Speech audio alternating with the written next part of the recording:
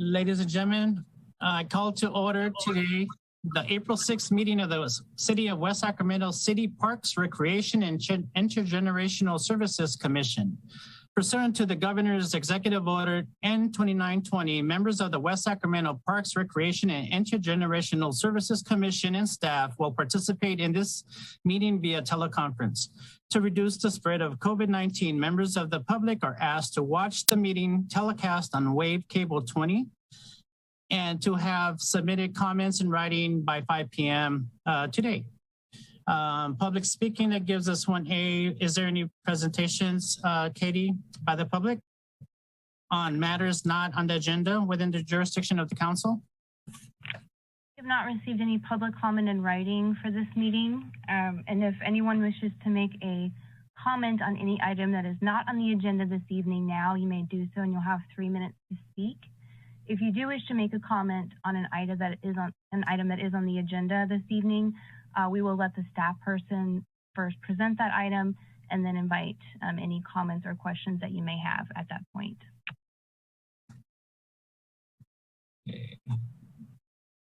Okay, wonderful.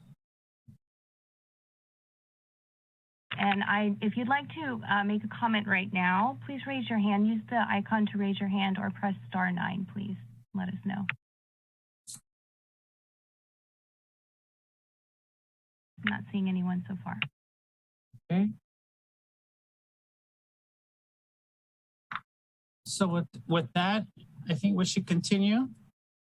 I see no hands raised.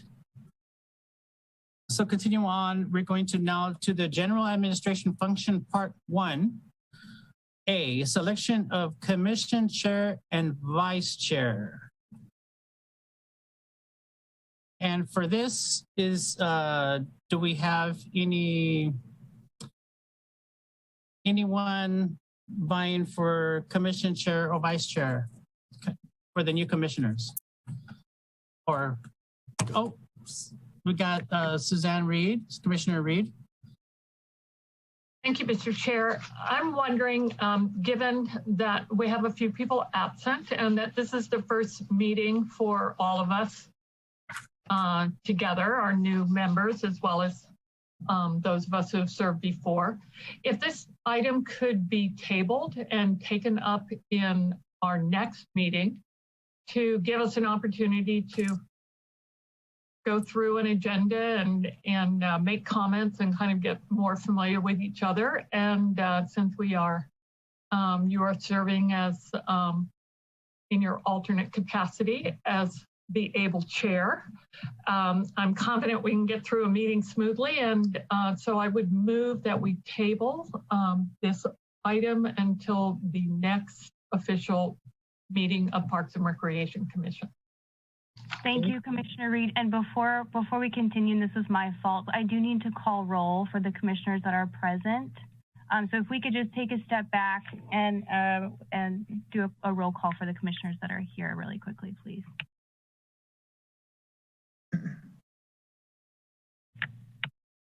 Commissioner Ahmad? Commissioner Altamirano? Here. Thank you. Commissioner Castro? Here. Commissioner Jan? Commissioner McKay? Here. And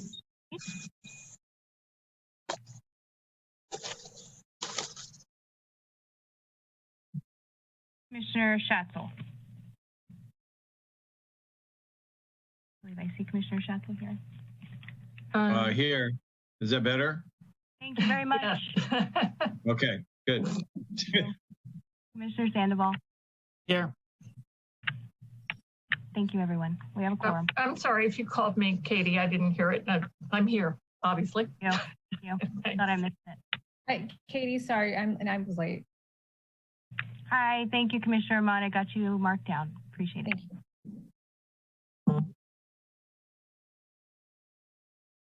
All right. Okay. Is it all right?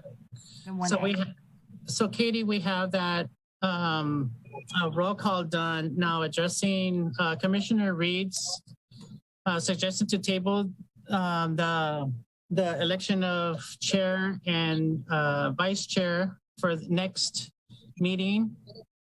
Do we need to place a motion and vote on it?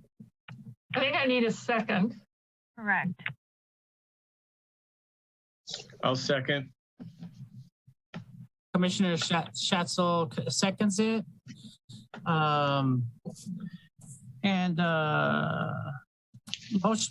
The motion is for us to table election of the chair and vice chairs for our next meeting. Clerk, please call the roll to take the vote. Thank you. Sherman? Yes. Commissioner Moreno? Aye. Commissioner Castro? Aye. Commissioner McTighe? Aye. Commissioner Reed? Aye. Commissioner Schatzel? And Commissioner Sandoval? Aye. Aye.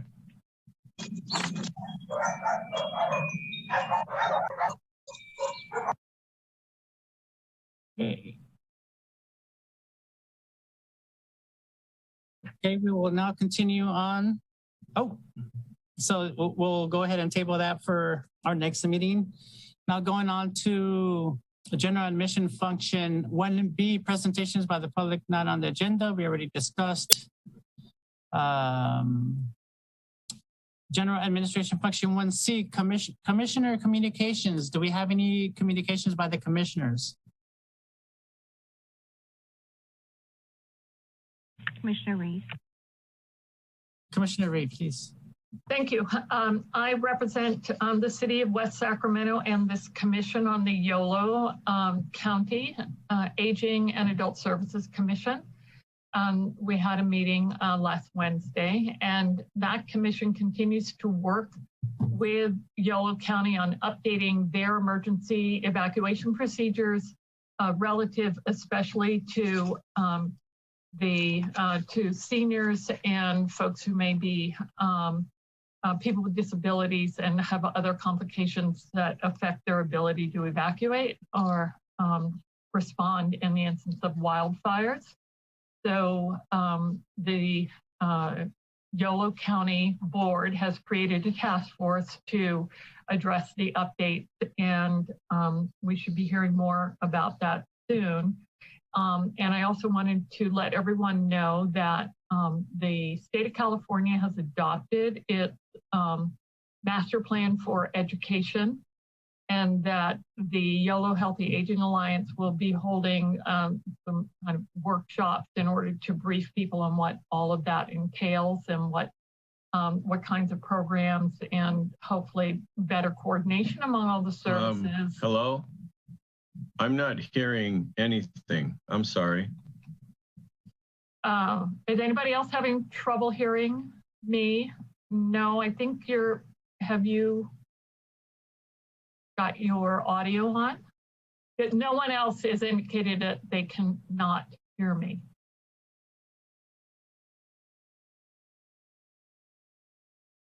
Well,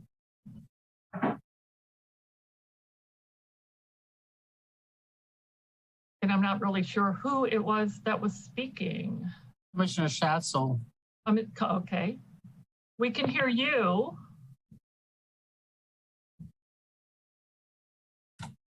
Or we could. Well, let me just wrap this up so we can move on and let somebody else figure out the IT part of it.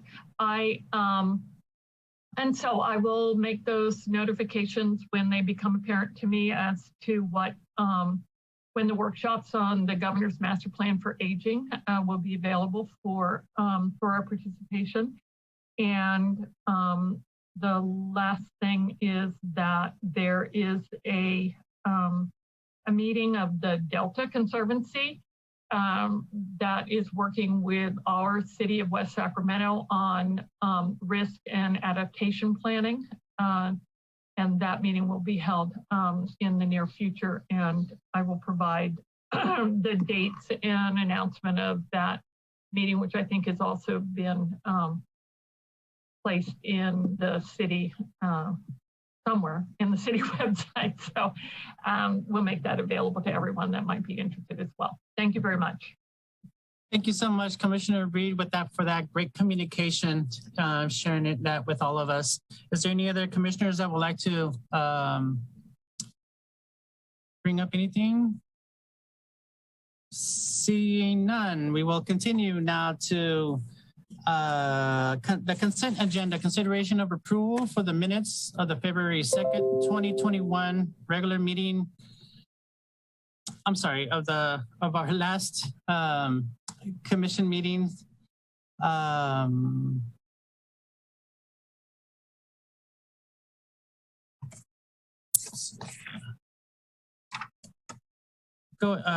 Katie, please go ahead and call the roll. Thank you. This is for the minutes for the February 2nd, 2021 and the February 24th, 2021 special board and commission orientation meeting. Calling the roll for Commissioner Ahmad. Did we have a motion? A second? I second it. I move that we adopt the consent calendar, which consists of the meetings, the minutes of the two meetings, February 2nd and February 24th.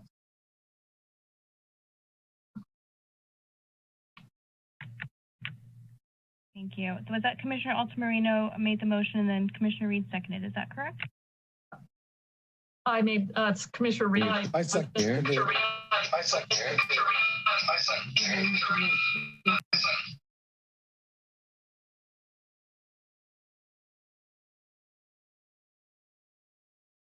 I didn't catch that. Sorry. There was a motion by Commissioner Reed and a second by Commissioner Altamirano. Thank you very much. Commissioner Ahmad? Aye. Commissioner Castro? Aye. Commissioner McTighe? Aye. Aye. Commissioner Schatzel?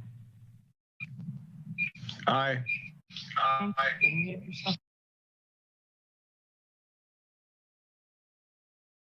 Commissioner Sandoval? Aye. Very much.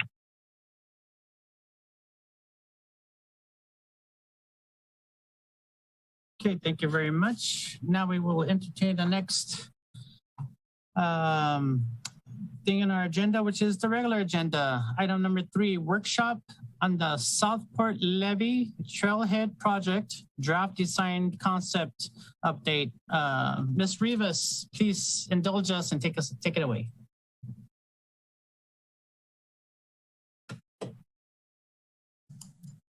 Erin, you're on mute. Sorry, that was lame. Okay. Good evening, commissioners.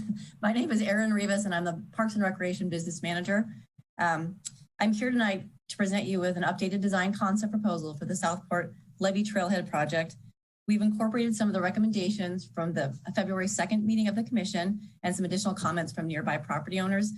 Staff delivered some updated design concept plans last Friday, and we got some additional feedback. We continue to be very excited about this project, as it is the city's first formalized trailhead along the Sacramento River. So I think Hillary has the presentation. Hillary, can you open that and share that with me? There we go. Okay, we got to go back to the original slide. Oh, there we go. Okay. So welcome. This is our update to the updated design concept plan for the trailhead project. Let's go. So the presentation focus, we're going to provide you with some background on the trailhead site. We're going to review the initial project concept.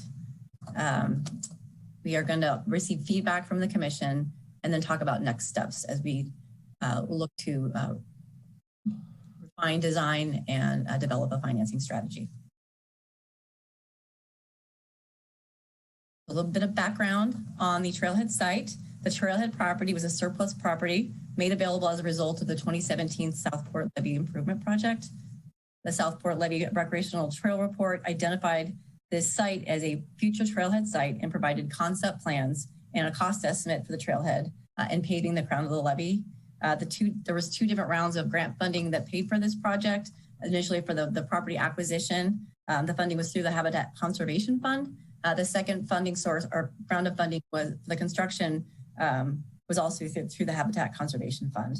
The Trailhead project was also identified in the Parks, Recreation, Open Space Master Plan. I think that was 2018, or in the Bike Ped Trail Master Plan document. So the project scope, we included parking, ADA parking stalls, bicycle racks, an ADA ramp to the crown of the levee. This project is about accessibility, to the riparian open space, providing informational kiosks, educating visitors about the levee, flood protection, the environment, riparian habitat, the wild critters, public art, interpretive signage, provide seating, a shade element, trash receptacles, and possibly a public restroom and a hydration station. In the initial project concept design, we identified some opportunities, some constraints. We realized that there were some pre-existing access ramps that we could utilize rather than creating an additional access ramp. We noticed we have some possible space for an equestrian staging area, so we could maximize the use of the site. We saw a potential to abandon the existing monitoring well, which is right in the middle of the staging area, and makes turning around a rig more challenging, and streamlining the environmental and permitting process based on a lot of the work that had been done on the levee project. Constraints, we weren't aware of the amount of fill needed to raise the site up because of the high water table, which is going to be a significant cost. The mature trees could also trigger some mitigation if removed. There is a lack of power and water to the site due to the remoteness.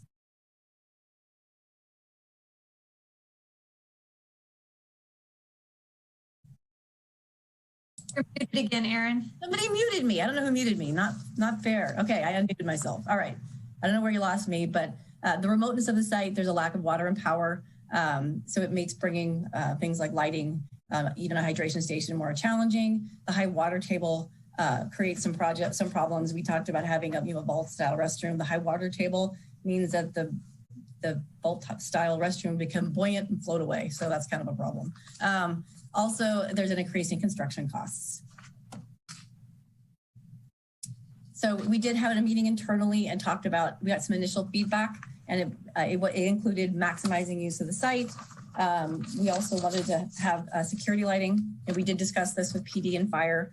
We want to make sure that we have some native planting so that we have less requirement for watering, and hopefully reduce maintenance costs. Having the staging area basically opens up that space. It's a gravel lot, graded gravel lot that is much easier to maintain for our parks department than something that has a bunch of vegetation. Trying to avoid tree removal as much as possible. Definitely need trash receptacles. The trailhead should be locked, in the mornings and in the evenings. It regularly, attended with the other park facilities. We need to have an informational kiosk to educate visitors, about the flood and levee maintenance activities.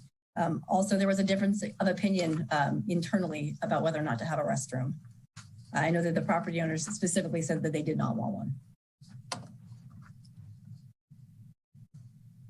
So we went to the Parks, Recreation, and Intergenerational Services Commission on the 2nd of February, and we got some additional feedback. This is the city's first formal trailhead, and the commission's position was that we need to basically, it's going to be precedent setting. So we want to make sure that it's a nice facility, and that we want to, rather than paring back and trying to cut costs, that we should provide the community with the nicest trailhead facility possible. But that also included having a limited service permanent restroom facility. Many of the members felt that people with small children, the elderly, the equestrians who've been out on the trail for a couple hours may need a restroom facility, and that it was necessary at least to have a limited service facility there, not including water, knowing that water tends to attract the homeless population for drinking water, bathing. They supported removing the monitoring well. They supported in installing bi-level lighting and in the parking lot and plaza area for enhanced security. And that we were also encouraged to explore options, including a hydration station.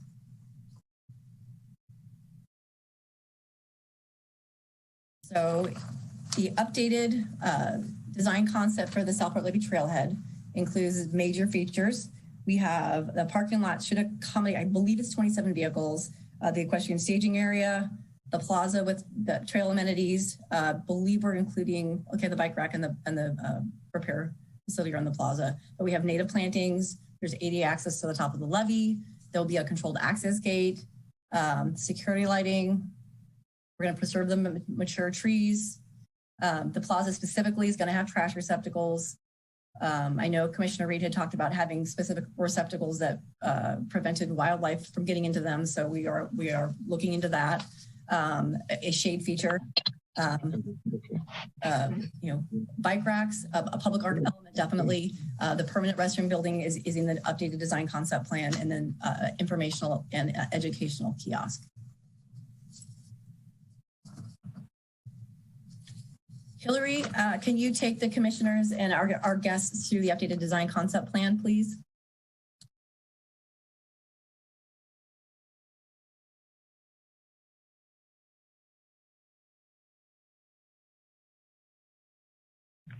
Hillary, is your audio working right now? I don't know if we can hear you.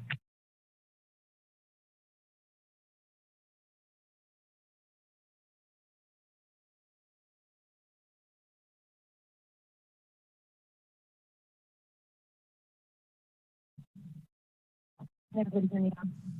Is she muted? A little bit, yes. It's a little muffled. Sorry. A little muffled here. Is this better? Yep. Okay, thank you so much. Sorry about that. Just to introduce myself, I'm Hillary Harkins. I work for the HLA Group. We're a landscape architecture and planning firm. We are working with the city of Sacramento on the Southport Levee Trailhead project. What I figured I would do is I would lead everybody through the design just so that they can get. I'm having a really hard time here. Yeah, Hillary, we can't hear you very well at all. You're very muffled.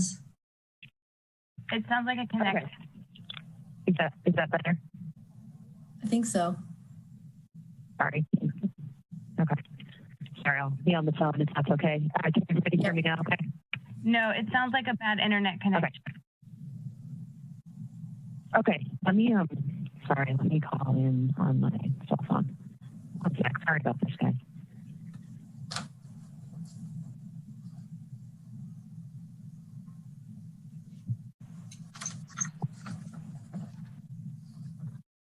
Okay, can everybody hear me now? Yes, much better. Okay, thank you. Apologies about that. Thank you for your patience. I figured I would lead everybody through the design so that we could take a look at the improvements where they're occurring and everybody can get a little context regarding the site. So on your screen, you'll see a plan of the Southport Levee Trailhead site. What I would figure how we'd start out is I would start with an overview, like a 30,000 foot level review of the site and the adjacent existing features. The Southport Levee Trailhead is currently situated at the Linden Road cul-de-sac. Linden Road cul-de-sac is right here that I'm drawing in the red. There are adjacent residences to the site located along the south side of Linden Road. The Sacramento River and the existing levee are to the east side of the site and are demonstrated right here. And then to the north, there is vacant land. And then to the west, there's a large stand of trees right here. So I figured I'd go over some of the existing features. There's an existing RD 900 operations and maintenance gravel road to the east of the site. And then there are existing levee access roads that lead to the top of the levee here and here. The project focused on really improving access to the levee and providing recreational opportunities for the city of West Sacramento. That includes the addition of a parking lot, which is demonstrated here in the gray color, a gravel parking lot, which is in the light gray color here, and then a plaza with various amenities here, and then a trail that leads to the top of the levee right here. The black lines that you see here and here, those are property lines. With that, I figured I'd get into the details of the site a little bit. So there's a 27 stall parking lot located in this area here.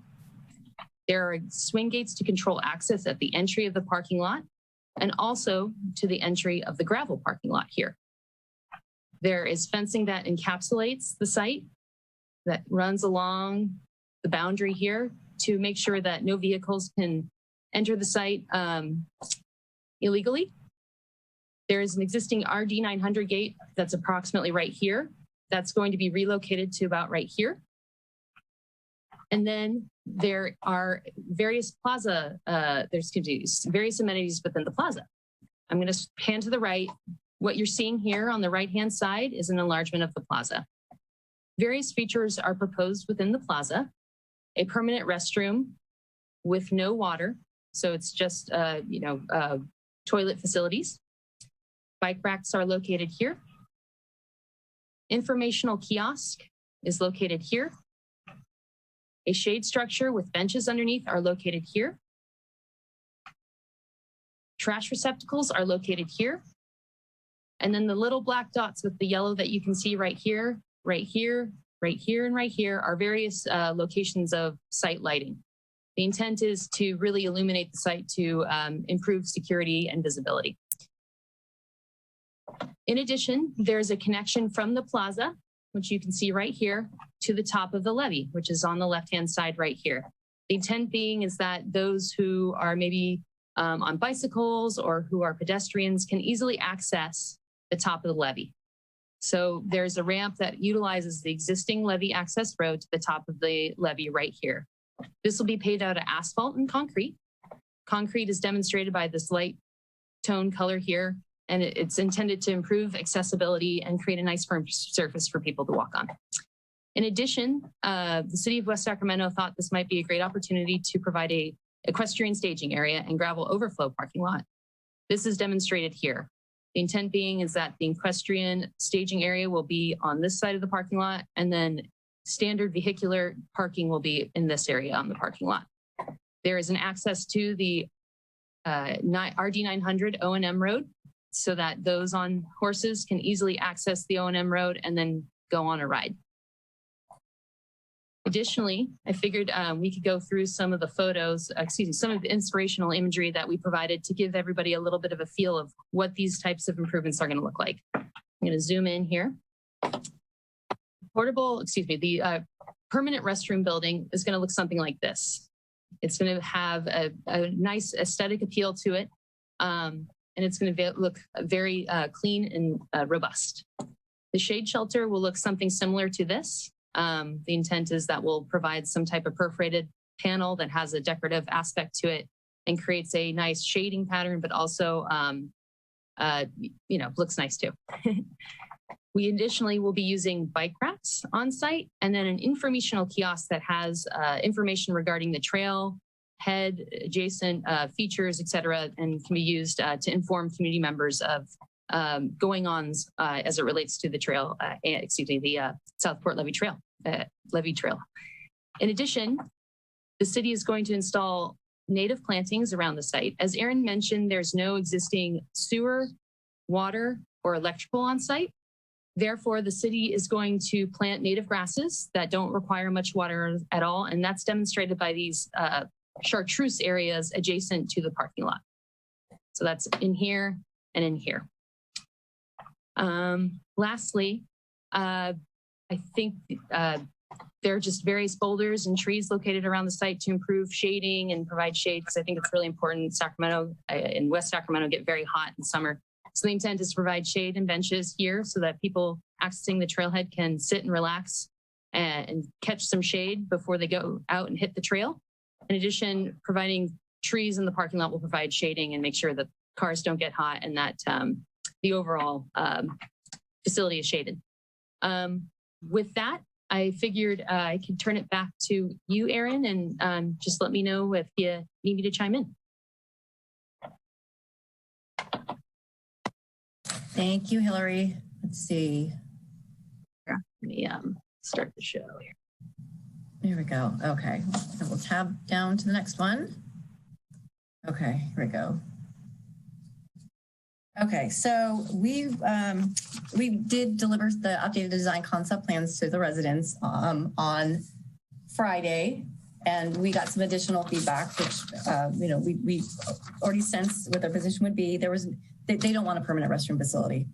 It was pretty universal. I think a few of them were okay with portable restrooms as needed for separate events, but they didn't want anything there on a permanent basis. They definitely wanted lighting, security cameras. They inquired about other locations, wanted the facility locked at night for sure. They were very concerned about homeless activity and enforcing the speed limit on the street. I know it sounds like there's just a lot of traffic on that street. And concerns about PD's ability to respond in a timely fashion and to be effective, moving the transient population along.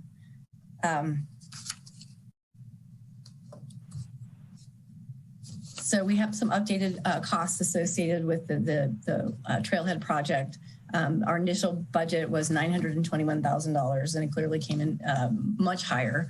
The construction costs were much higher than expected. The filter itself was about $150,000. So that just really, and the additional amenities, they basically gave it a higher price tag. So we had to get creative. Tracy's brilliant. So we reprogrammed some funds for some project that just weren't moving forward. Tapped into some additional Measure E funds and a park impact fee. And cobbled together a budget to move this forward. We figured the ongoing maintenance is going to be about $75,000 a year. We didn't include the hydration station in this because the hydration station itself, for getting water to the site, is about $250,000. So it didn't seem like right now that was, if we're already asking for more money, that just seemed like a something that needed to be a later phase, but not right now. And maybe later on when development is closer and there is a closer water connection. And so next steps, tonight we're providing you all with the updated design concept plan. Our hope is to go to City Council with a financing strategy in June, complete the designs over the summer 2021, handle the environmental and permitting in the fall. And start construction in late 2022. And that concludes my presentation. If there's any questions, I'm here. Great. Katie, should we start with commissioners or with public first? Maybe we'd start with public comment first. Okay, so I'll let you manage that, Katie, since you have I'm certain you probably have a list. You have the controls. No problem. So if you know how to use the hand feature, just use the blue hand to indicate whether or not you want to speak, or if you're on your phone, you can press *9 and let us know, please. And if you would just state your name and the item that you're speaking on.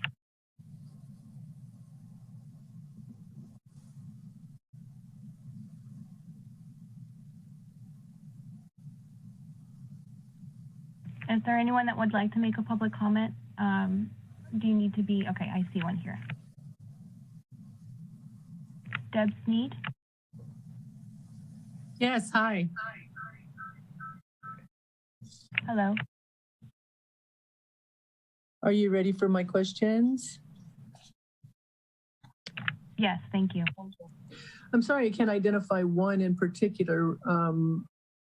We have a few. Some of which Aaron so nicely covered for us already.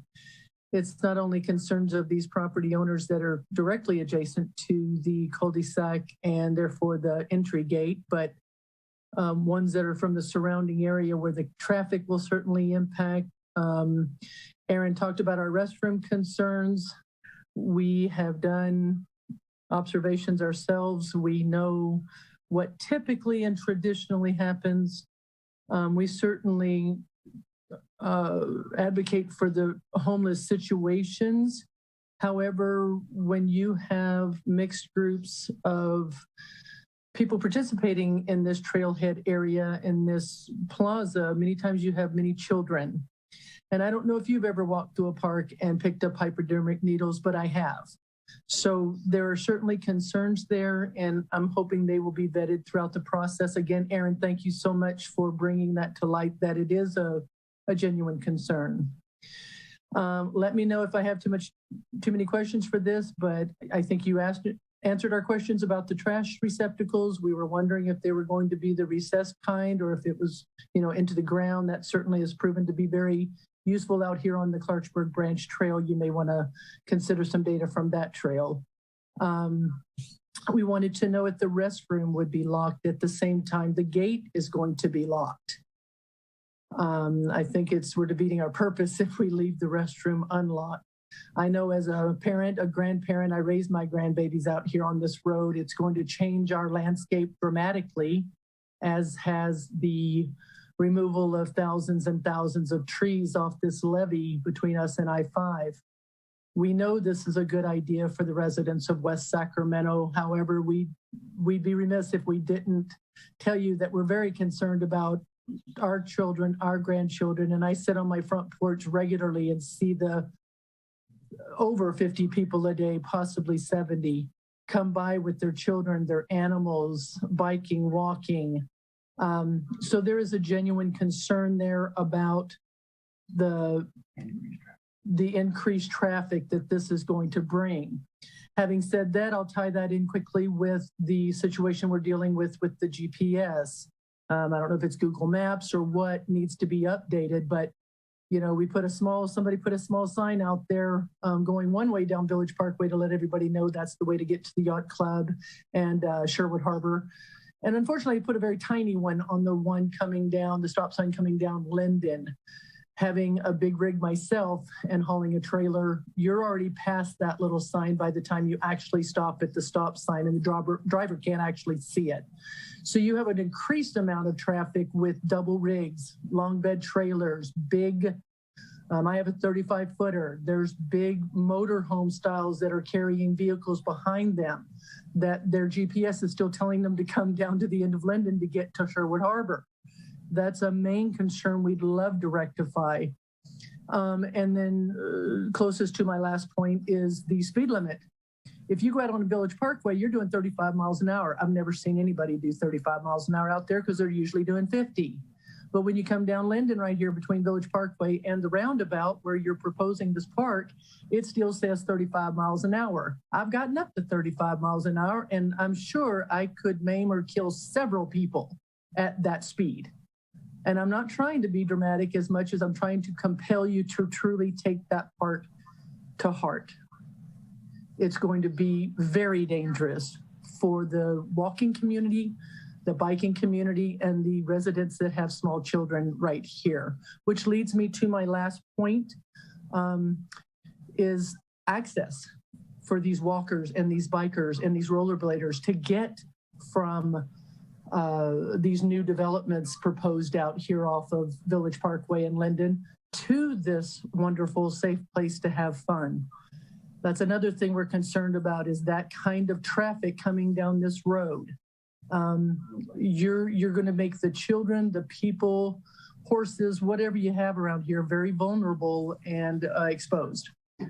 So lastly, the fencing access, my question is there going to be fencing around the restrooms, the park benches, and the parking lots to prevent people that are not in vehicles riding in off of the levee, walking in off the levee and sleeping in the park area, sleeping under the shade feature or the bathrooms, that type of thing? Again, we're thinking total safety here for our families as well as the West Sacramento community.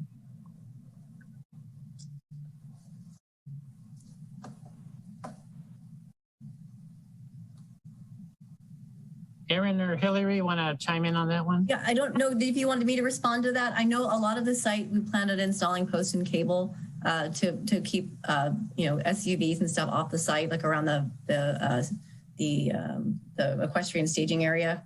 And we can definitely look into the GPS stuff. I had no idea. That's kind of nuts. I don't know who do we talk to, but that's definitely good to have on our radar, because if we want to have that site be known anyway, the people have to know how to get there as well. So it would benefit us to make sure that everything was updated. Oh, sorry. I was just going to respond to you, Deb, about the concern about benches and everything. The benches will likely have a center armrest so that no one can lay down on them. The intent being is that they will only be used for, sitting and that kind of nature. The restroom will be locked at night, so it'll only be in use during park hours. And then lastly, to echo what Aaron was saying, that a post and cable fence will essentially enclose the site. We didn't want to make the site feel, sometimes fencing can be make you feel kind of enclosed and everything. We wanted to keep it open and airy and improve visibility. So keep that through, but prevent vehicles from going in. That won't necessarily prevent pedestrians from going into the park after hours, but the intent is that there will be site lighting, an increased police presence within the trailhead site, et cetera, during nighttime hours, if that helps answer your question. I appreciate that very much. Absolutely. It does answer some of the questions and certainly eases the concerns. And I'm glad you feel the way we feel. I truly didn't want to be insensitive or anything. I mean, many times I've had to pack water bottles. During COVID, everybody lost the ability to stop at Carl's Jr.'s, to stop at, Target to go to the bathroom. I get that. So I understand that. I just understand that people can bring water and stuff, but if you're going to have horses are going to want water. They may have to carry that in their horse trailers. I don't know. I understand the importance to have it open to everybody, and I really appreciate you guys for already looking at some of these things ahead of time. The last thing I would like to ask, and I'll give everyone else the floor, please, is, you talked about proposed lighting, which is going to have a direct impact on the front of our houses. Having said that, is there any other sites in SAC of some of the parks that have gone up, have similar lighting, the residents can go and kind of check out? I think we just, Tracy, I was going to say, we actually work with the city of West Sacramento on Bright Park. We did some light at that parking lot. And then I was just going to respond to your question. Usually we install light shields on the light to direct the light so that it doesn't goes down. Exactly. So yes. We don't want to light, the sky. We don't want to light the neighbors' yards. We want to direct the light so that it goes onto the parking lot, into the plaza, and doesn't overflow into residences. So that's definitely something that we're, of course, and we're definitely in tune with that. I wouldn't want the light shining in my window or anything like that. So we're definitely very cognizant of that. In addition, I think we've been talking with the city on this a little bit, but motion activated lighting, which means the lights actually dim when they don't sense that someone's there. When someone walks through, it senses their motion and the illumination increases. So you can actually see where someone's been walking, if that makes sense, because the lights illuminate a little bit brighter. But most of the time, if no one's at the site, they're going to dim, if that makes sense. Yes, I do. So that'll help, I think, with the level of lighting as well. Okay. I believe Matthew Hargrove had his hand up. Hello. Thank you, commissioners. I want to welcome all the new commissioners. I spent many years on this commission, got a lot out of it, found it very rewarding, and I hope you find it as rewarding as I did. I'm happy to be here tonight as a resident and not somebody who has to give up every couple Tuesdays to be here.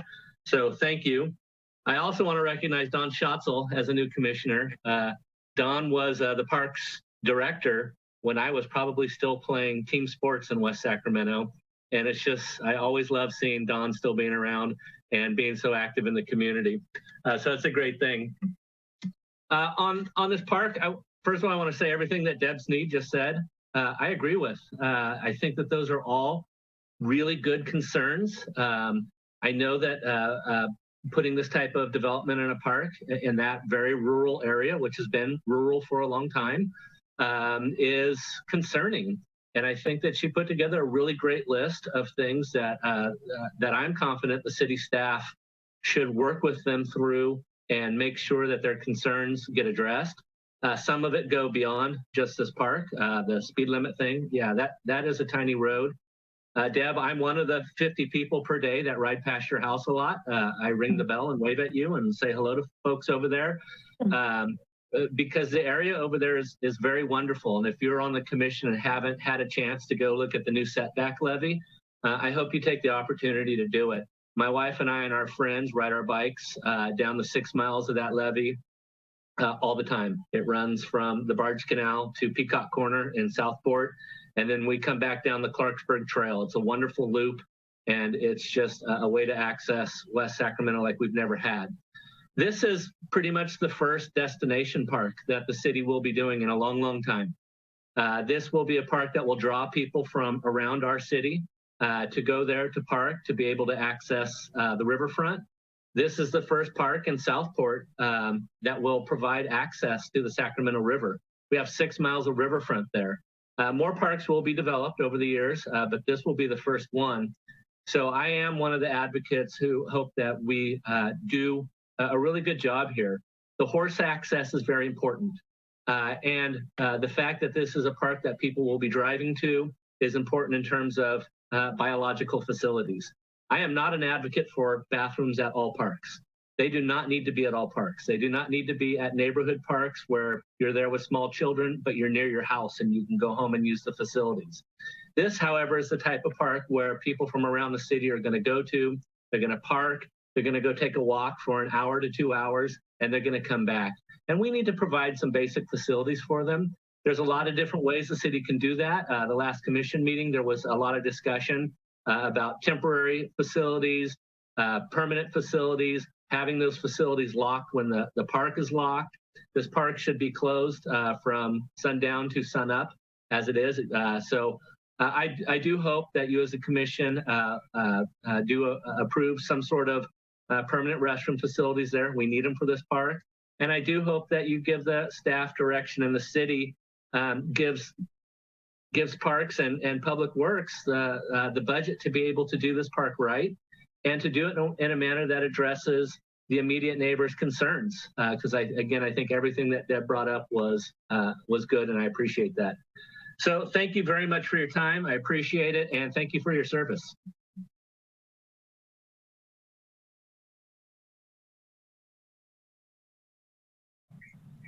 Katie, who's next? I believe the resident with their hand up is next. You.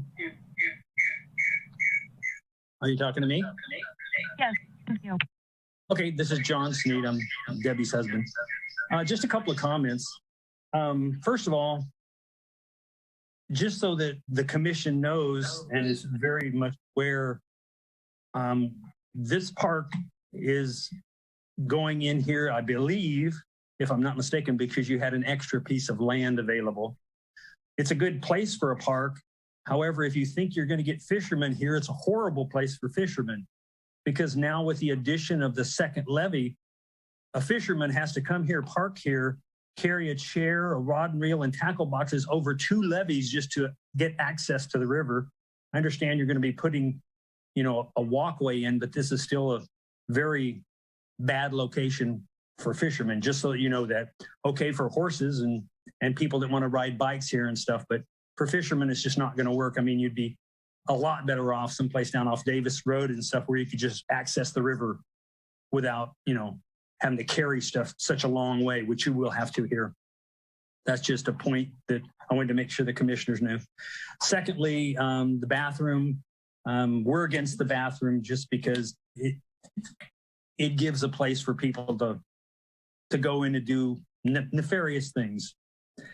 I guess thirdly, I wanted to point out to everybody on the commission and those making the decisions in the city of West Sacramento that I worked for the city of West Sacramento for 10 years. I built the bathroom on Riverwalk Park, and shortly afterwards, it was disaster. Lastly, this road out here has Linden Road, this section that we live on right here at the end, has no bike trails or nothing. There's no bike lanes for people to ride on. So like my wife was making the comment, all the additional traffic and stuff is going to be dangerous to anybody walking out there. And so that's really all the comments I have.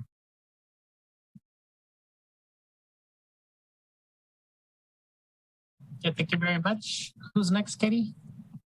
Becky Olson.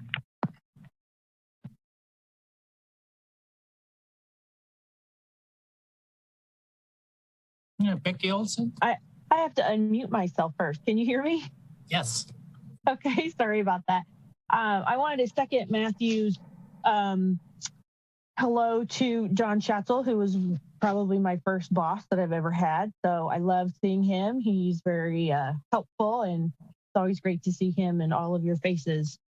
I live near here, but not right facing this new park or plan. And I just love that our community is so close to downtown, yet we still have such a large equestrian lifestyle here. And so if we can be accommodating to our horses and families that have horses, I love seeing that, because I get so excited whenever I see one of these horses out and about. And I too have concerns about, you know, the whole world is struggling right now, or all of America, I should say, with our homeless population and what's the right answer and what to do. No one has the right answer, and I don't either. But I do know that I also am a person who always has to go to the restroom, to be perfectly honest. So if if I were down there and I would appreciate a bathroom. Having said that, I completely understand the draw that it also has. So, and I am coming to you with not an answer or an offer, but I'm one that always is in favor of having a restroom available. But anyway, thank you for your time and have a good evening.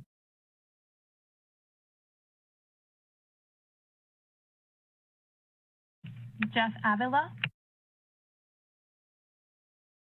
Hi, I'm Jeff Avila, and I live directly across the street from this proposed site.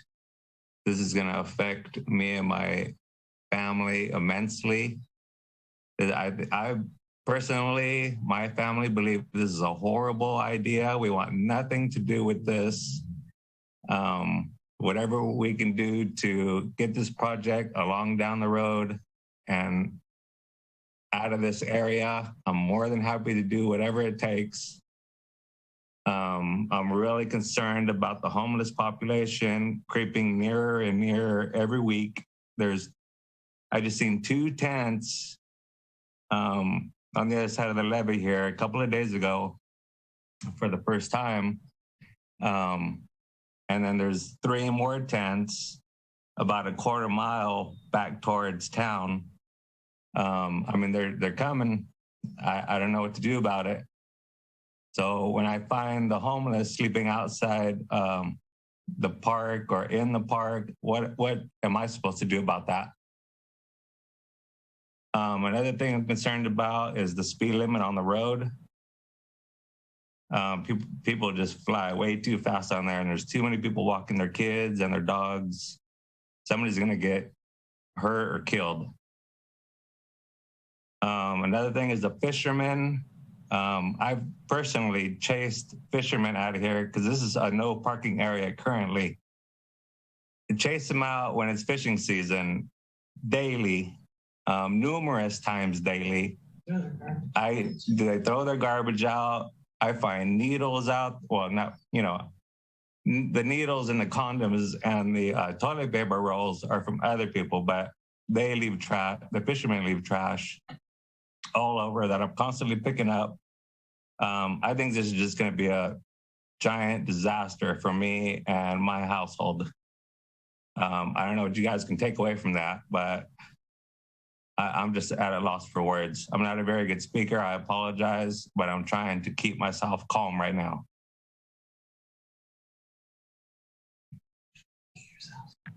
I see Melanie's hand. Unmute myself. Hi there, and I am an equestrian, and I keep my horse in West Sac. I don't live in West Sac, but I love West Sac, and I have to say, and I totally understand the concerns of the neighbors regarding traffic and homelessness and trash and needles, et cetera. My only comment with regard to that is that this is going to prevent having people linger because it's going to be something that's maintained regularly. I know from experience when we ride in areas such as Bees Lake that are not being maintained, there are people living in those bushes. It's really scary. Scary for me, it's scary for my horse. And I think this is going to improve the overall complexion of the area. And also, as an equestrian, I'm feeling more and more pressure from the community in West Sac that we're not welcome. And so my concern is that the pressure on us is also going to extend to the people who want to enjoy open space, not just equestrians, but bicyclists, people who want to walk, push their strollers. I just think it's really good for us all to come together and try to agree that it's good to slow down and recreate together. And I appreciate very much all the effort that's been made to include us. That is all.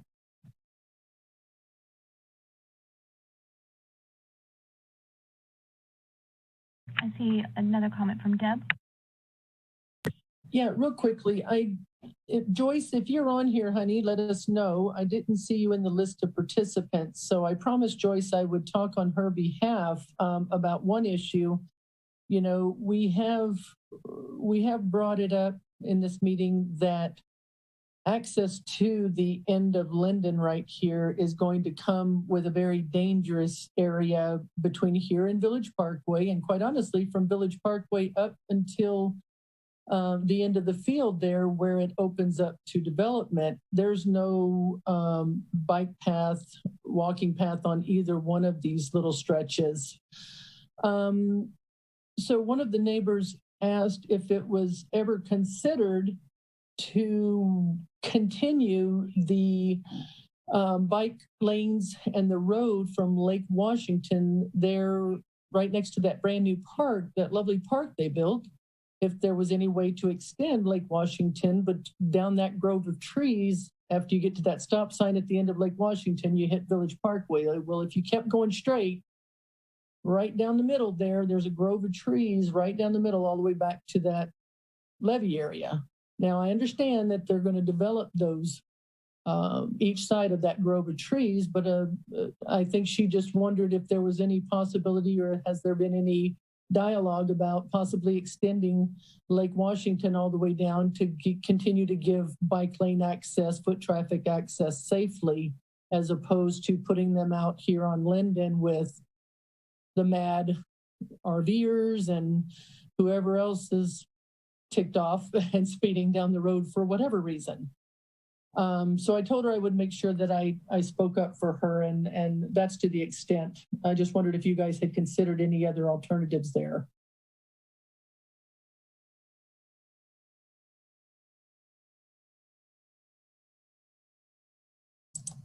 Tracy, you're muted.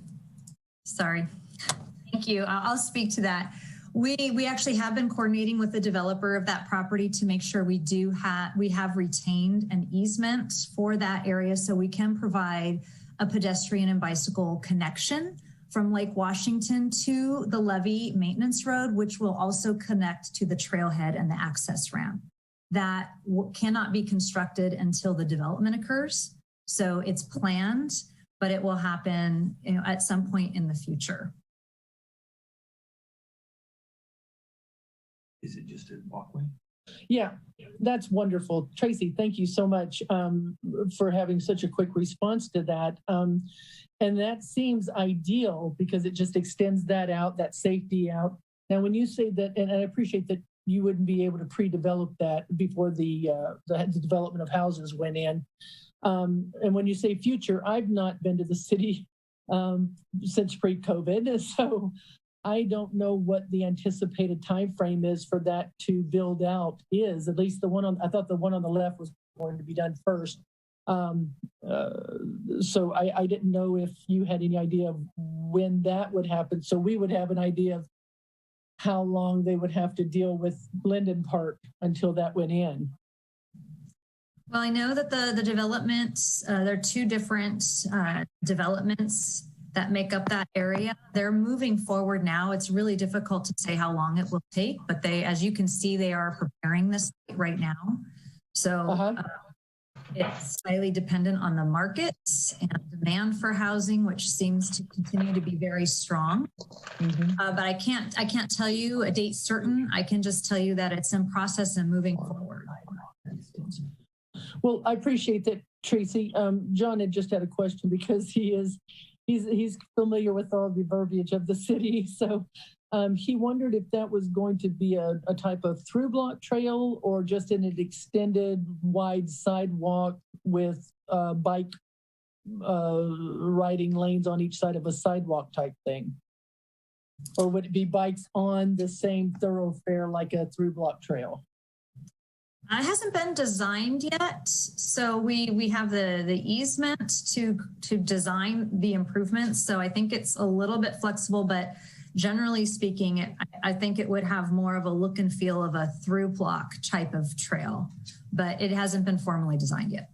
I appreciate that. Thanks very much. Okay, Nikki has a comment or question.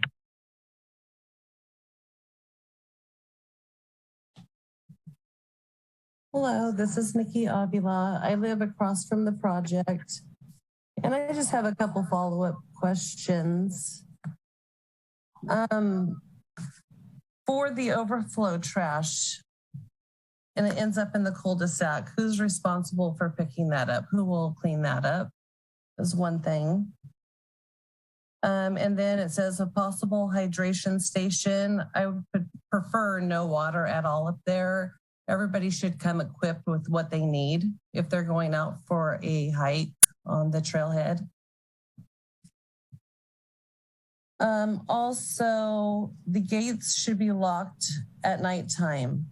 What will happen if there are vehicles left in the site when the gates are locked? Do you wait for the vehicles to leave the park? Or do you lock them in there? And what happens with that? Also coming down Linden, there's a whole bunch of trees, overgrown trees. Who's responsible for trimming those? There's going to be large horse trailers coming down the street. I mean, the trash drivers, they come up and down the street and rip through those trees. Who's going to be responsible for trimming those? And then also the horses will be up and down the trail. Hopefully they'll clean up after them, but that's one of my concerns. Will their messes be cleaned up? And then I think that's pretty much it for now. Thank you for your time. I can speak to some of them. I know that the parks maintenance staff will be there at least twice a day. They're going to have to service, and they're going to have to lock and unlock the gates in the morning and in the evening. So there will be a lot more activity there, and they will be there to pick up the trash. I'm not sure what the standard procedure is. Maybe Tracy, when a vehicle, my assumption is that if a vehicle gets locked in after hours, it's on them. Tracy, is there something different? Yeah, I think Hillary has been working on a design that allows people to exit. We lock the gate so no one can enter, but for any vehicles that might be left in the lot, there will be a one-way exit option that damages tires if you try to back up or go into the site from that location, but one way in and a one-way out, and that out allows vehicles to leave so that we can still lock the gates even if there are vehicles in there. I don't know, Hillary, if you have any more information on that. Oh, no problem. Yeah, I was just going to echo what you said, Tracy, is, it's kind of like when you rent a car at the airport and you're leaving the car rental area. Sorry, what was that? Okay. It's going to be a similar mechanism to that, where essentially if someone tries to drive up and go into the parking lot, there's spikes that are elevated so that they cannot get in, or unless they damage their car.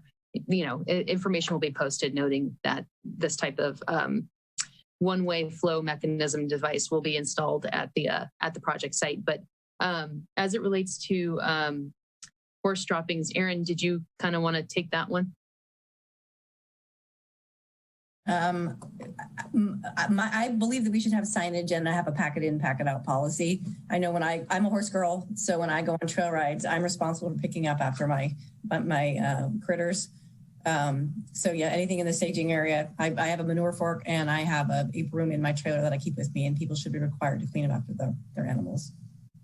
I think what Aaron was also saying is that horses naturally, as soon as you take them out of the trailer, they go to the bathroom typically when they get out of the trailer. So hopefully, most of the horse dropping activity is happening at the parking lot where the equestrian folk can then gather it up and put it in their trailer. And then I don't know if that helps anything, but generally they do when you load them. The first thing they do when you load them is they go, and then if they start backing out, they'll probably pull it out with them. So if we have a pack it in, pack it out policy, and people are responsible and bring their manure forks, they can take it out with them. That's how it's worked at other staging areas that I've been at.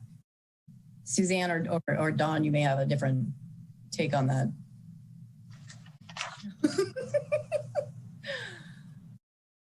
Can you hear me? Nope. Yep. Yeah. No, my connection is cutting in and out, so sorry if you lose me. I can speak on behalf of the Horse Club, which is that they do in fact work very hard at cleaning up after themselves wherever they go. So the Horse Club members all the time and work hard all the time at cleaning up after themselves. So I just wanted to chime in. Keep it clear. Jeff Avila with his hand up. Did you call on me? Yes. Oh, thank you, guys. So I'm not as concerned about the horse droppings and the horse people. I'm more concerned about the homeless people that are going to drive in there with their van and just kind of hang out. Since the gate won't close, they could just stay in there all night and drive out whenever they want at 3 in the morning, 4 in the morning. Who's going to be responsible for monitoring that whole situation? Yeah. Same with the homeless. Again, they're going to be hanging out there, and I'm just not sure what to do. I'm constantly out there shooing people away and shining lights on them at night. I got a big giant flashlight to take that out there with my 110-pound German Shepherd, and I'm the patrol for this area. And you guys are gonna make it 20 times harder than it is already on me. Thank you. Deb, you had your hand up. You know what? I was going to bring to the attention when you said that it was I call it. Sorry, I've been talking. Hey, thanks a bunch, Jeff. I appreciate you chiming in because it falls in line with what I didn't have this concern when I started this meeting, but I was unaware that you were going to do. I mean, I truly thought that it was going to be you're going to close the gate. Whoever's left inside is getting towed, and they're not going to want to do that again.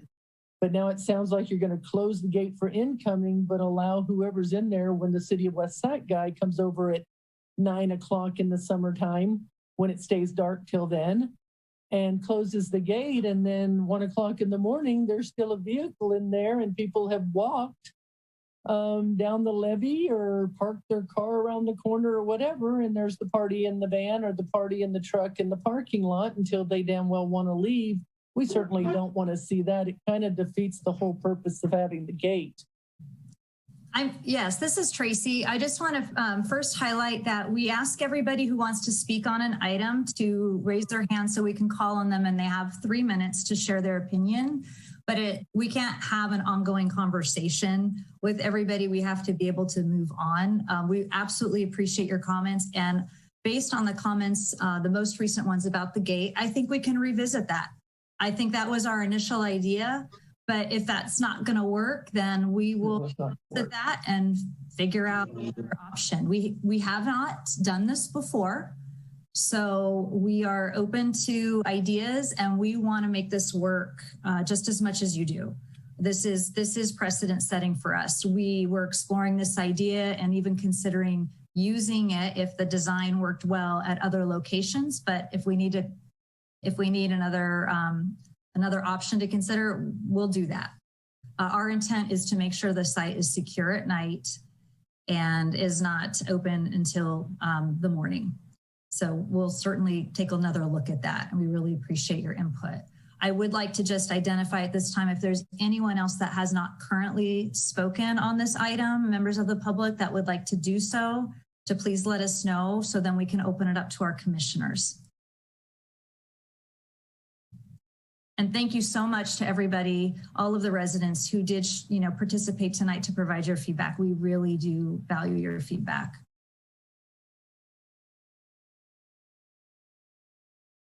Okay, seeing none, we will now open out to the commissioners.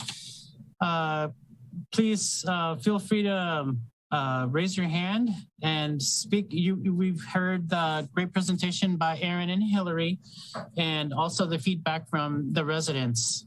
So please feel free to weigh in. Any of the commissioners would like to start?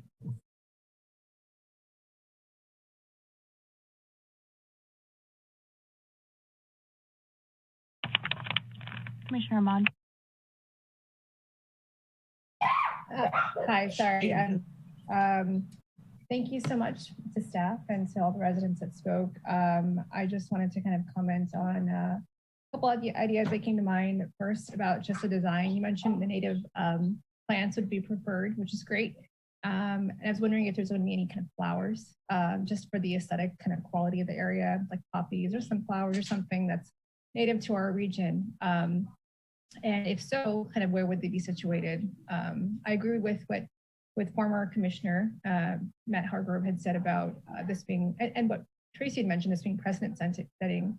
I'm thinking about places that I've been, and just being near the river. I think that if we can capture more kind of beauty in that area, through art, through flowers, whatever, that would be great.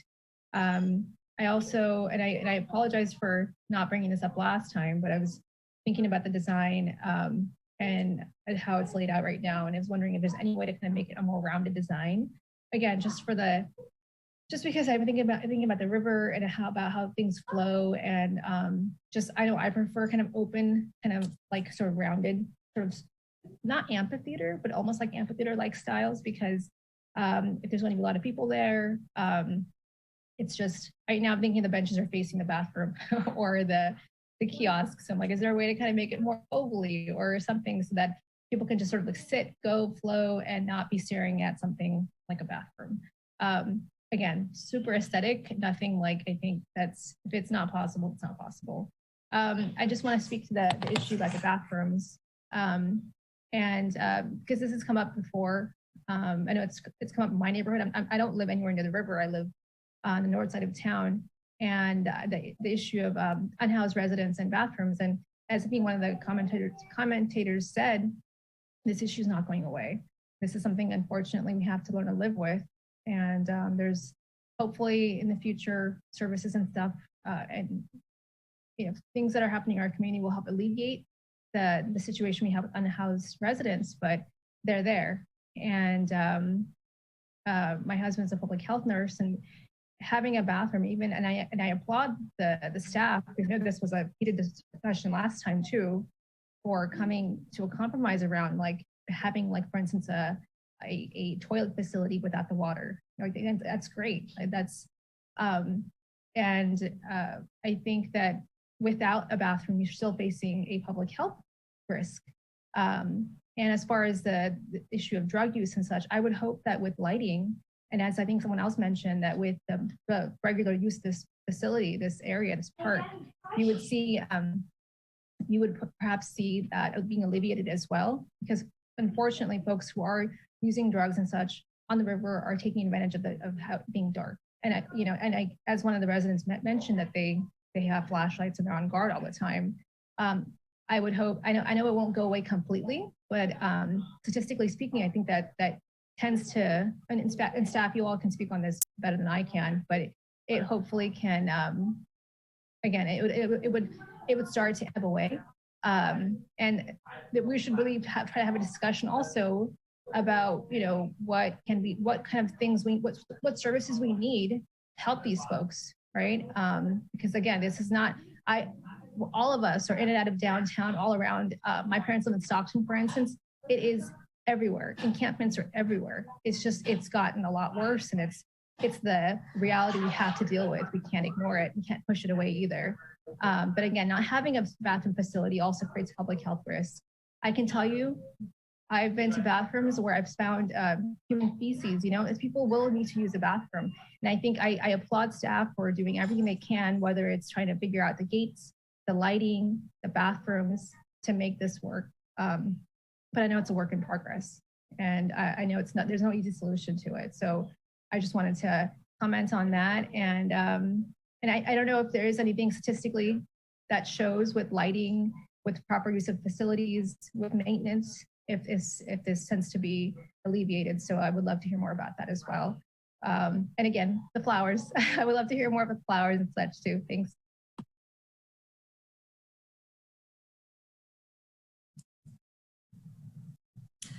Hillary, did you want to speak?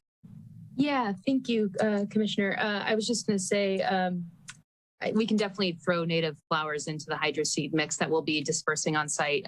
That's not a big deal at all. I personally love that. Lupin, poppies, yarrow, those type of flowers provide native bugs and mammals, forage, and habitat. So we can definitely include that in the plan. And then I think we can definitely work on maybe angling the benches more so they're conversational versus staring at the bathroom. So I think that's a great idea there, and appreciate your input. Sorry, one more thing I forgot. I'm sorry, I didn't speak out of turn. I was wondering with the trees, you mentioned those are providing shade and such, just to increase options to sit. Sometimes I really appreciate, this is when I was pregnant, I have a bad knee, so I have a hidden disability. So I have to sit a lot sometimes. A lot of times I've seen stone kind of not benches, but kind of stone or concrete kind of barriers around trees or plants where people can just sort of rest, you know what I mean? Like planters. Or is that an option, by the way, also to have? Just because I think it's great to provide, it's functions both as seating and as well as planting and aesthetics. Absolutely. We can definitely consider, they're called seat walls. And so usually they're about 18 inches tall and about 15 inches wide. And they do typically border areas. We'll take a look at that. I think we'll look at costs and everything, just because those typically run about $250 a lineal foot, which is but we'll consider it and check it out. I think it's a good option to consider. Thank you. Hey, Commissioner Reed. Thank you. I really appreciate all of the constructive comments that the neighbors and the residents have made tonight, and taken the time to be here and sit with us in this workshop. And I wanted to, first of all, say I think when the park is locked, it's locked, and you need to get your car out of there. That I would say that this is a place where we want to enforce some discipline, whether it's people picking up horse poop or people getting their cars out of there in time, that there ought to be, protocols, and it shouldn't be taken lightly, the use of this asset in our community, nor the, the fact that we are close to people that are trying to enjoy their homes and their own assets. So I would definitely be in favor of just locking the gates and tagging them, letting them pay a fee, a hefty fee for having left it there in the first place. So, I mean, I know things happen. People don't get back, or they calculate wrong how long it's going to take them to do a turnaround or whatever. But, they're going to have to get good at it, I think, because this is a shared space. We're sharing it with the neighbors who reside near there. So I think that's a courtesy and that it ought to be enforced. the comment that Tracy made, I think, is really important to understand, and that this is the first of some possible sites that we would develop to make these assets available to everyone in our community. And I am in favor of a toilet facility. I do think if you don't provide one, it's going to create other health impact concerns. That it's waterless, I think, will solve some of the concerns, and that it's locked at night will also settle some concerns.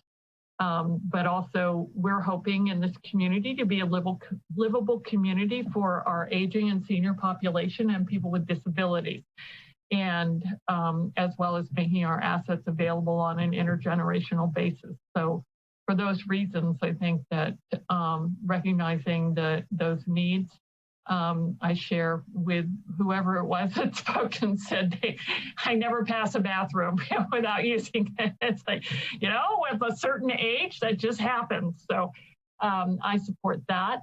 And I also wanted to reinforce Tracy's comment that this, and also Commissioner Ahmad's, that this is a work in progress. So I think this communication that the staff has established with the residents should be ongoing, and that this is a learning process for the city as to how we can make these available, these assets available to everyone in our community, but that we should learn from the experience what can make that better and make it a more that where the residents in which these places were located would welcome it, and that they would understand that their needs are going to be recognized, and that their concerns and opinions are going to be acknowledged, and we're going to try to address it. Speed limits and vehicle safety is one of my things, and if there's any way we can get that speed limit knocked back, there are some processes. It involves taking average speed limits, et cetera, that your Department of Public Works is better at this than I am, but I think it would behoove us to look into if there's a role that we can play for this community, because they're not the only one that's plagued by this, and whether it's speed bumps or whatever it is, I'm sure there are some solutions that need to be explored in partnership with the community residents, and I would support us doing that. And that's all I have to say. Thank you. Thank you so much for that, Commissioner Reed. Any of the new commissioners would like to weigh in? This is your opportunity to do so. Commissioner Castro, Altamirano, Mackay. I'll weigh in. Commissioner Castro. Yeah, I agree with Susan and the residents in the area that, and I'm glad that Tracy said we can revisit that, having the area secured at night, because at the end of the day, the visitors get to go home and then the residents have to deal with whatever's remaining, so I do agree with that, with everybody else in that way. So, but I agree. I like everything else, but I do feel like that is super important, being a resident of West Sacramento, and you're kind of disrupting their living quarters in a way. So I think it's only fair, and that's my only feedback on that. So thank you, Commissioner Castro. Any other? Commissioner Altamirano? Whenever you say the word park, I think family, kid safety. Clearly, residents have concerns about safety at night, which should be addressed. Again, getting those cars out of there, post-park hours would be a concern. Definitely the option of the bathroom. I understand the issue with the bathroom being one of those hot topics, because I come from the Bay Area, and those public bathrooms were abused all the time. So it's clearly something that has to be maintenance all the time if there is a bathroom there. It's a 50-50. But definitely the concerns of nighttime safety would be alarming to everybody. Obviously, the residents that are nearby are concerned about that, and those should be things that are addressed first. The bike path going to the park, that's definitely an issue. Speed limits, those should be concerns too. We've all reiterated this through the conversation. So that would be my first concern versus the park aesthetics. So if we can address those first, and then we can move on from there. But I like the idea of the park in general. So. Thank you so much, Commissioner, for your comments. Any other commissioner would like to make a comment? Mr. Chairman? Yeah. Oh, yes, Commissioner Schatzel. Thank you. As I said, I'm fading in and out on my connection. So as I look at this facility, it seems to me that the comments made by the public can be addressed by staff and can be addressed in the planning and design and construction of the facility. I don't see this as being a small park, and maybe I'm looking at it differently. I see it being a community park, a regional park. Like all of you, I'm sure I went out there today, and it's a small piece of land, but connected to so many things. I hope I'm not being overly optimistic when I hope that the more positive use people we have there, it will discourage the negative use people, and we won't have a lot of issues that we are afraid we might in fact have. So I'm looking forward to this project going forward, and I appreciate everybody's kind words that were made in the public comment. Thanks very much.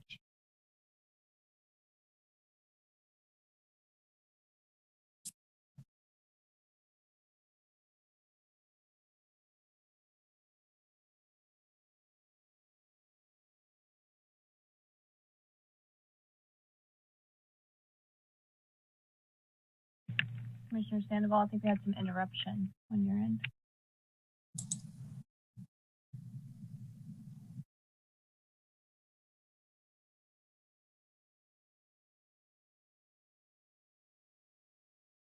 Go ahead, Katie. Oh no, I thought there was a tech issue on your end. Oh. Okay, so we will continue now. So we've been able to hear, and there's no action on this item. So we will now continue to our next item on the agenda, which is, I'll find it in a second.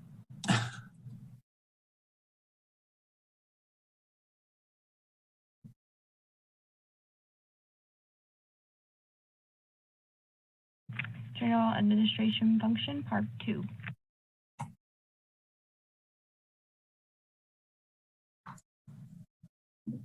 It's the director's report.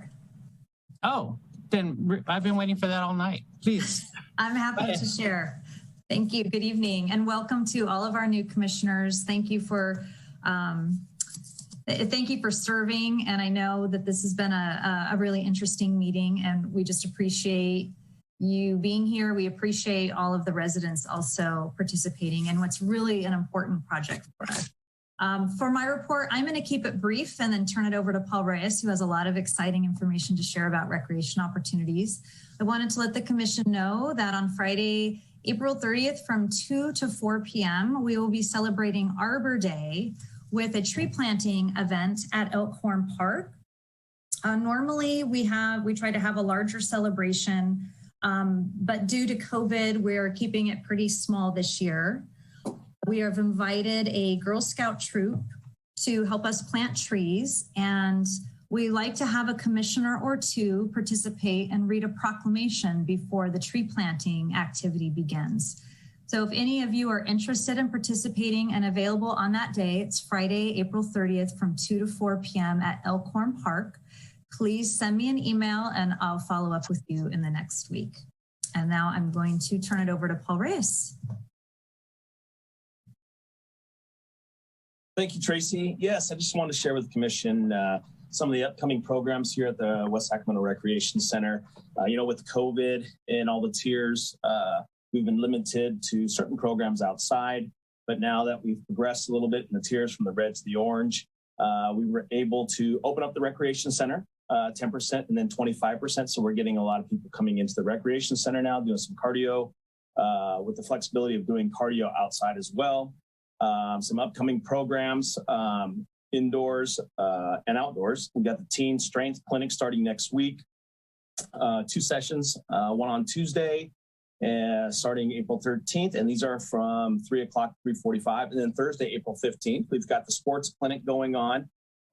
Currently just started today for about 3 to 4 weeks, and ends through April 29th. We've been doing sports clinics for about 6 months now. This is our 6th one. We do it for 3 to 4 weeks, serving youth, kids from 7 to 13. We've got an upcoming Soggy Doggy Day, April 17th, and the leisure pool. We're having 20 dogs and 1 parent can attend. We will also have animal control dog licensing out there as well.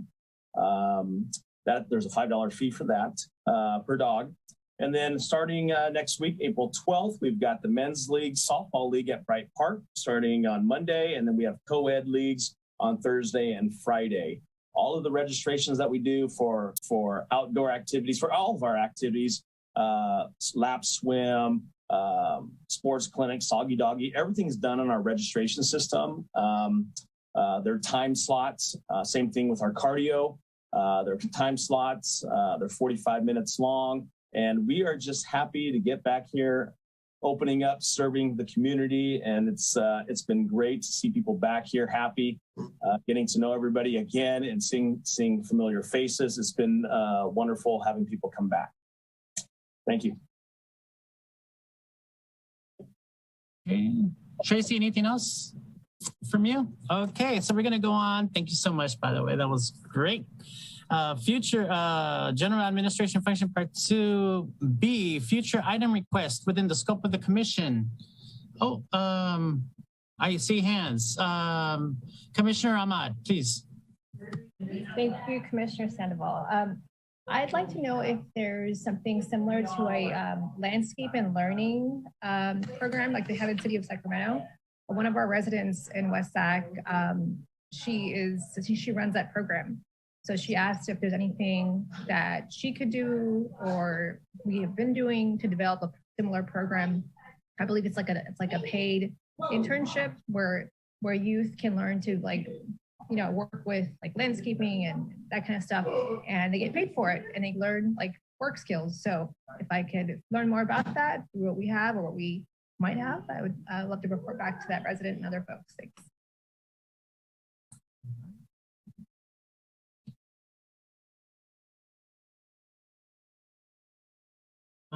Okay. Does Tracy or anybody want to? I can answer some of that.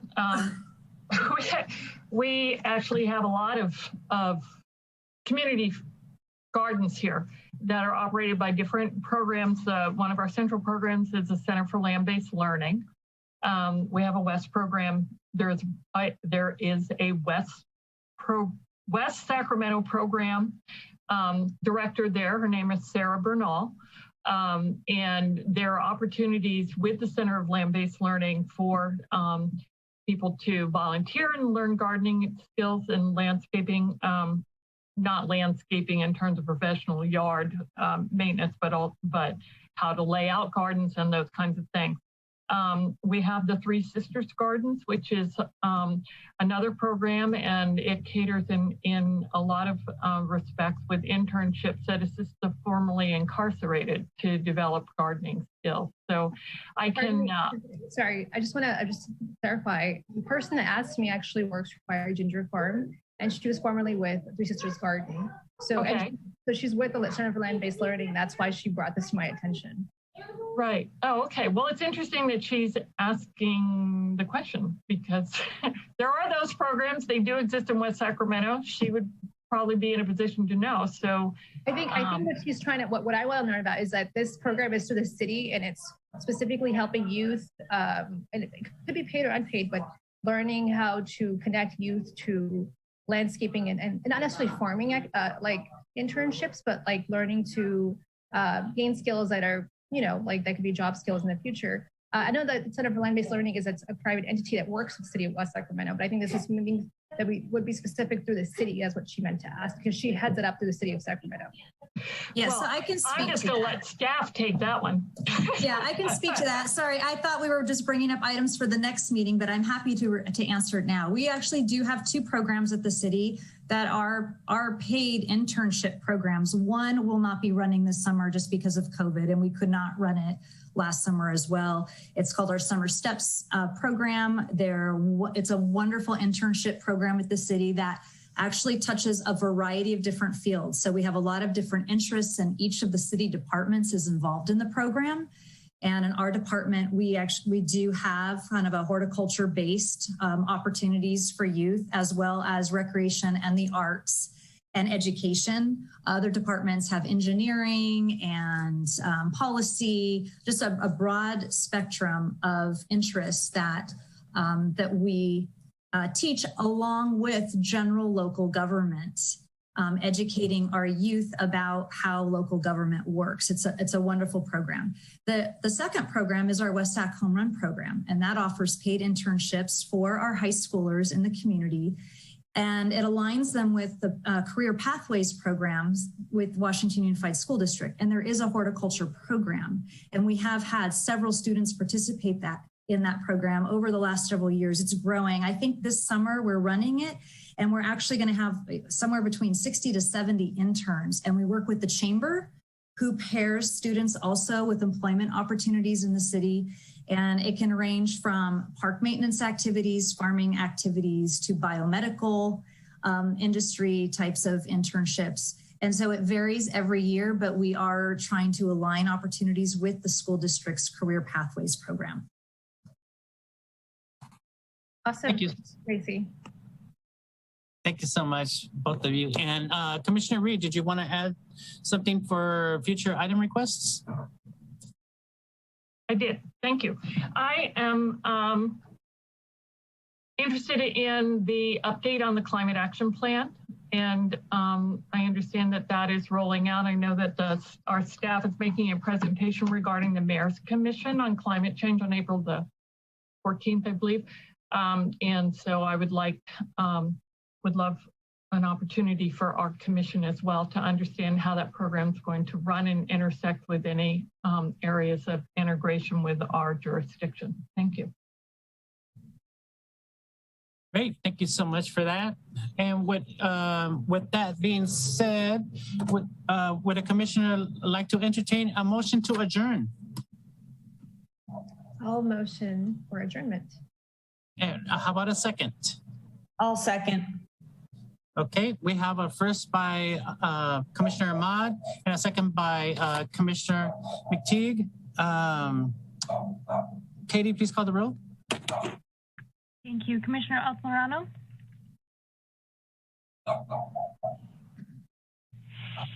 Aye. Commissioner Castro? Aye. Commissioner Reed? Aye. I'm sorry, I skipped Commissioner McTighe. Aye. Thank you. Commissioner Schatzel?